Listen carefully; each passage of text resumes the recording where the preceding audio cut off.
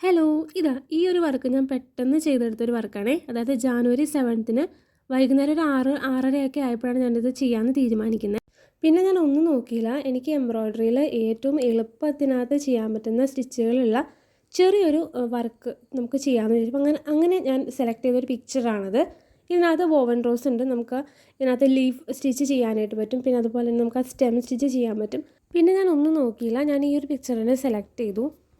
ആദ്യം ഞാൻ പേരെഴുതാമെന്നാണ് വിചാരിച്ചത്. പിന്നെ ഞാൻ വിചാരിച്ചു പേരെഴുതണ്ട, നമുക്ക് ബാക്ക് സ്റ്റിച്ച് നല്ല എളുപ്പമാണല്ലോ. അപ്പോൾ അതിനകത്ത് നമുക്ക് എന്തെങ്കിലും ഒരു പിക്ചർ ചെയ്യാമെന്ന് വിചാരിച്ചു. അപ്പോൾ അങ്ങനെയാണ് ഈ പിക്ചർ സെലക്ട് ചെയ്യണത്. ഇതെല്ലാം തന്നെ ഞാൻ വരച്ചെടുത്തത് നമ്മളുടെ പേപ്പർ കോപ്പി ആപ്പ് ഉപയോഗിച്ചിട്ടാണ്. അതിൻ്റെ ഡീറ്റെയിൽ വീഡിയോ നമ്മുടെ ഡിസ്ക്രിപ്ഷൻ ബോക്സിൽ കൊടുത്തേക്കാം. നിങ്ങളതൊന്ന് ചെക്ക് ചെയ്താൽ മതി.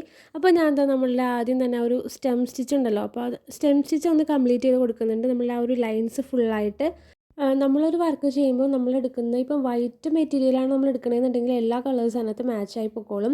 ഇവിടെ ഞാനിത് ഈ ഒരു ആഷ് പോലത്തെ ഒരു കേസ്മെൻ്റാണ് എടുത്തേക്കുന്നത്. അതാണ് ഞാൻ ഈ ഒരു ഇതിൽ കംപ്ലീറ്റ് ചെയ്യണത്. പിന്നെ ഞാൻ എന്താ ഇവിടെ നമ്മുടെ ലീഫ് ഒന്ന് കംപ്ലീറ്റ് ചെയ്ത് കൊടുത്തിട്ടുണ്ട്. പിന്നെ നമുക്കിനി ഒരു വോവൻ റോസും കൂടെ ചെയ്ത് കൊടുക്കാം. നമ്മൾ ഫ്രഞ്ച് നോട്ടൊക്കെ അതിനകത്ത് യൂസ് ചെയ്തിട്ടുണ്ട്. അപ്പോൾ ഈ വോവൻ റോസ് ചെയ്യാനായിട്ട് അറിയാൻ പാടില്ലാത്തവർക്ക് ഞാൻ ഡീറ്റെയിൽഡ് ആയിട്ട് ഞാൻ ചെയ്തിട്ടുണ്ട് ഓൾറെഡി. അതുകൊണ്ടാണ് ഞാൻ വീണ്ടും വീണ്ടും പറഞ്ഞു തരാത്തത്. നമ്മൾ ആ ഒരു കൈ ഹോൾഡ് ചെയ്ത് പിടിച്ചിരിക്കുന്നത് ബാക്ക് സ്റ്റിച്ചിനകത്താണ് ചെയ്യാനായിട്ട് പോണത്. ബാക്ക് സ്റ്റിച്ചും ഞാനിതുപോലെ ചെയ്ത് നിങ്ങൾക്ക് പറഞ്ഞു തന്നിട്ടുണ്ട്. അതിൻ്റെ വീഡിയോ ഞാൻ ഡിസ്ക്രിപ്ഷനിൽ കൊടുത്തേക്കാം. പിന്നെ ഞാൻ ഈ പിക്ചർ കുറച്ച് മനസ്സിലാകാത്ത ഭാഗത്തൊക്കെ ഞാൻ ജസ്റ്റ് ഒന്ന് നമ്മുടെ വാട്ടർ ഇറേസിബിൾ പെൻ വെച്ചിട്ടാണ് വരച്ചു കൊടുത്തിരിക്കുന്നത്. അപ്പോൾ നമുക്ക് വെള്ളം തൂത്ത് അത് മായ്ച്ച് കളയാൻ പറ്റും.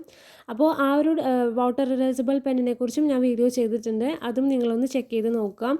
പിന്നെ അതുപോലെ തന്നെ നമ്മളിവിടെ ബാക്ക് സ്റ്റിച്ച് ചെയ്യാൻ വേണ്ടിയിട്ട് ഞാനിവിടെ എടുത്തിരിക്കുന്നത് 3 ഇഴ നൂലാണ് എടുത്തിരിക്കുന്നത്.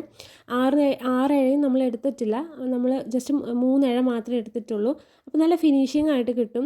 പിന്നെ അതുപോലെ അക്ഷരങ്ങളൊക്കെ തുന്നാൻ വേണ്ടിയിട്ട് 3ഉം 2ഉം അത്രയൊക്കെ ഇഴയുടെ ആവശ്യമേ നമുക്കുള്ളൂ. പിന്നെ ഞാനിവിടെ സെലക്ട് ചെയ്ത ബ്ലാക്ക് ആണ്. അപ്പോൾ ഞാൻ നേരത്തെ പറഞ്ഞ പോലെ കളർ കോമ്പിനേഷൻസ് ഏതാണ്ടൊക്കെ എനിക്ക് ഒത്ത് കിട്ടിയിട്ടുണ്ട്. അപ്പോൾ നമ്മുടെ വർക്ക് ഇവിടെ ഏതാണ്ട് കംപ്ലീറ്റ് ആയിട്ടുണ്ട്. ഇനി നമുക്ക് ആ ഫ്രെയിമും കൂടെ ഒന്ന് ഫില്ല് ചെയ്ത് കൊടുക്കണം. അപ്പോൾ ഫ്രെയിം ഫില്ല് ചെയ്യാൻ വേണ്ടി നമുക്ക് ലേസൊക്കെ ഉപയോഗിക്കാം കേട്ടോ.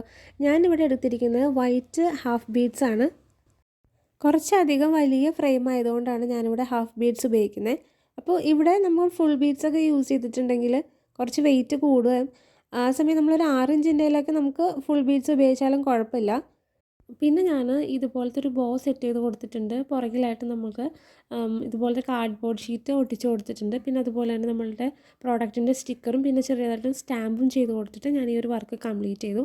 നമ്മൾ ഒരു വർക്ക് എടുക്കുമ്പോൾ ഇതിപ്പോൾ കസ്റ്റമൈസ്ഡ് ആണെന്നുണ്ടെങ്കിലും അല്ലാന്നുണ്ടെങ്കിലും നമ്മൾ ഒരു ഐഡിയ നമുക്ക് എപ്പോഴും ഉണ്ടായിരിക്കും. അത് ഫംഗ്ഷൻ അനുസരിച്ചിട്ടുള്ള ഐഡിയാസ് നമുക്ക് ഉണ്ടാവുക.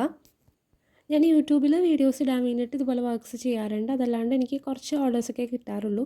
പിന്നെ അതുപോലെ തന്നെ എൻ്റെ ഹോബിയാണ്. ഇതുവരെ ചെയ്തിട്ടുള്ള എല്ലാ വർക്കുകളിലും ഞാൻ ഭയങ്കര സാറ്റിസ്ഫൈഡ് ആയിട്ടുള്ള ആളാണ്. അപ്പോൾ നമ്മുടെ ഇന്നത്തെ വീഡിയോ ഇത്രയേ ഉള്ളൂ. പുതിയ വീഡിയോ ആയിട്ട് നമുക്ക് വീണ്ടും കാണാം. Bye bye. പുതിയ പുതിയ അപ്ഡേറ്റുകൾക്കായിട്ട് നമ്മുടെ ചാനലൊന്ന് സബ്സ്ക്രൈബ് ചെയ്ത് തൊട്ടടുത്ത് കാണുന്ന ബെല്ലൈക്കൺ കൂടെ അമർത്തി എല്ലാ നോട്ടിഫിക്കേഷൻസും ഇനേബിൾ ആക്കുക. പിന്നെ നമ്മുടെ ഇൻസ്റ്റാഗ്രാം പേജ് ഒന്ന് ഫോളോ ചെയ്യുക. പിന്നെ ലൈക്ക് ചെയ്യാനും ഷെയർ ചെയ്യാനും കമൻറ്റ് ചെയ്യാനും ആരും മറക്കല്ലേ.